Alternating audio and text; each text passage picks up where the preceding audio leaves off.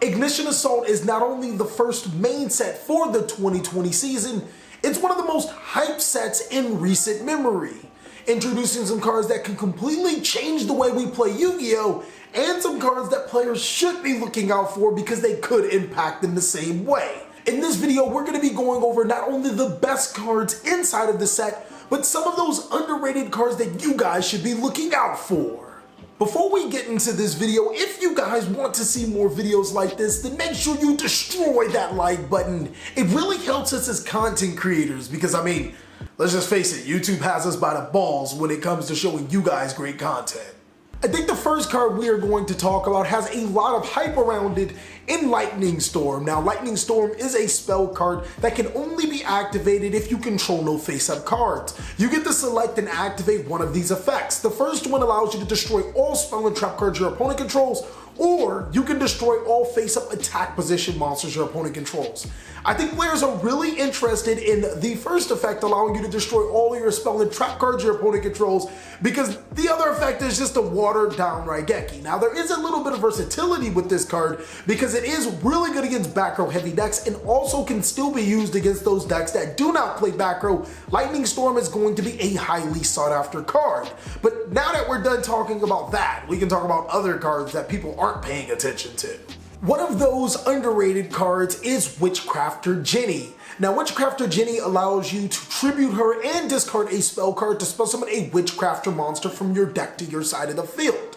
You can also banish Witchcrafter Jenny as well as a Witchcrafter spell card, and the effect of Witchcrafter Jenny becomes the spell card you banish. The reason why nobody's really looking at this is because, let's face it, Witchcrafters are not good. But the problem with that is that Witchcrafters have been receiving support, and this card is actually really good. Yes, it is a neg on surface, but it allows you to spell summon any Witchcrafter monsters from your deck to your side of the field, and can replicate a Witchcrafter card in your graveyard, which, if I remember correctly, they're all hard ones per turn, so this card isn't that terrible. I think that Witchcrafter Jenny does give Witchcrafters the boost that it needs, and possibly even in the right direction to make it a little more competitive than ever before. A card that is just highly anticipated to be great is Cross Sheep. Now, Cross Sheep is relatively easy to summon, requiring two monsters with different names, and has some pretty cool effects that are dependent on the type of monster that you summon to where this monster points to. If it happens to be a ritual monster, you can draw and discard two cards from your hand. That can be really good if you're trying to dig deeper into the strategy. If you spell summon a fusion monster, well, you get to spell summon a level 4 or lower monster to your side of the field. To be honest with you guys, that's pretty much where Cross Sheep kind of stops being good. The Synchro and Exceed effects are, yeah.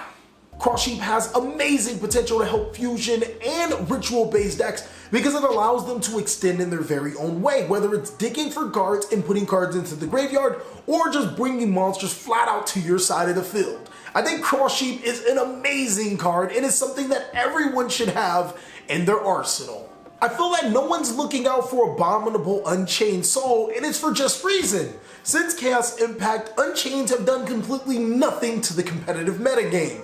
Abominable Unchained Soul is looking to change that. It can be special summoned to your side of the field when one of your cards are destroyed. And upon its summon, you can discard one card from your hand to destroy a card on the field. Also, during the end phase, if it's in your graveyard because it was destroyed that turn, it can bring itself back to the side of the field. I think this is exactly what Unchained need.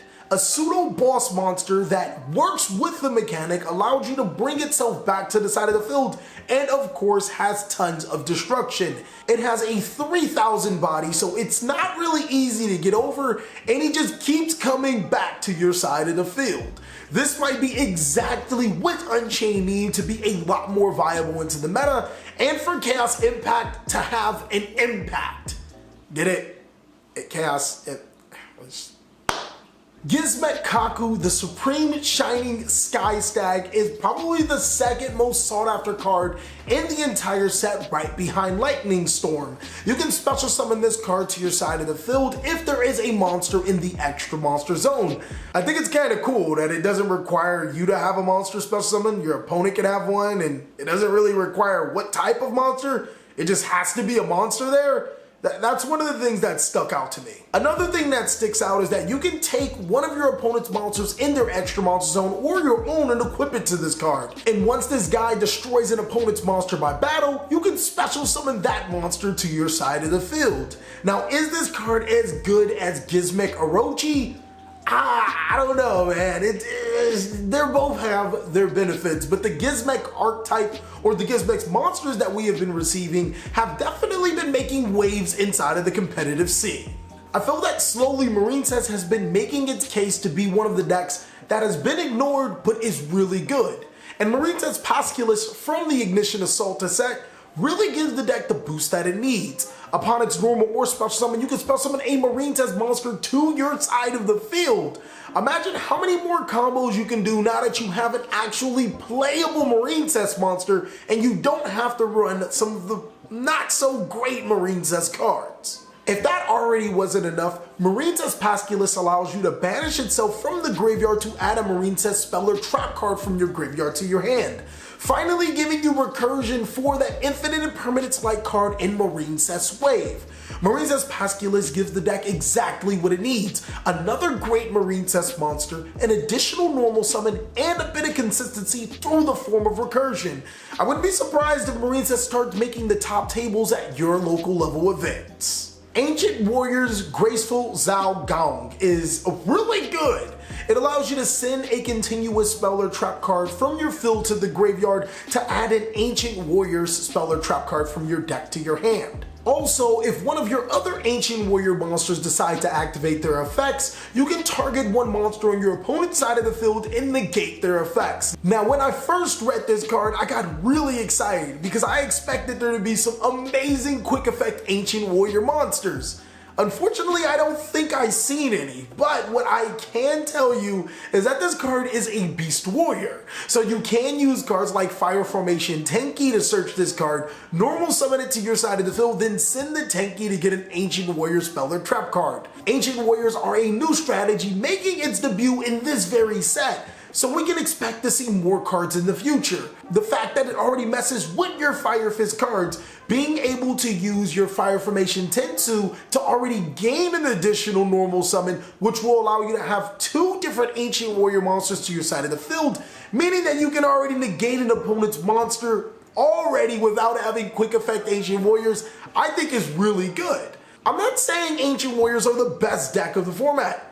I'm saying that this Beast Warrior archetype already has some friends, and that's something we can all use, no? The last card we are going to talk about is the For Hire knockoff, or should I say the knockoff For Hire. Whitebeard the Plunder Patrol Helm is actually a really good card. It allows you to special summon from your extra deck to your side of the field a Plunder Patrol monster with the corresponding attribute to a monster on your opponent's side of the field or graveyard. And what makes this card even weirder is that you get to equip this card to the monster you summon. Like, why? I don't understand. Like, I mean, I guess the Plunder Patrol extra deck monsters have some really good effects, but they're best when they are equipped to a Plunder Patrol card, meaning that they can be quick effects. The Plunder Patrol cards also require you to discard a Plunder Patrol card from your hand to the graveyard, and that's where Whitebeard actually comes up again. If it's sent from the monster zone to the graveyard or the hand to the graveyard, you can special summon a Plunder Patrol monster from your deck to your side of the field. Talk about a genuine boss card that replaces itself when being sent from the hand to the graveyard for the effect of a monster that it can summon. I really think that Whitebeard is hands down the best Plunder Patrol card, but the other ones are no slouches either. I think that these exclusives are extremely powerful and can possibly impact the meta that we have. We might just have to replace one of those guys back there for Plunder Patrol. That's how good I think they can be. Well, that's pretty much it for the best and the most underrated cards inside of the Ignition Assault set. Now, I know some of you guys may feel that I've missed some cards. Go ahead and post down below in the comment section what those cards are, what they do, and why do you think they're so great.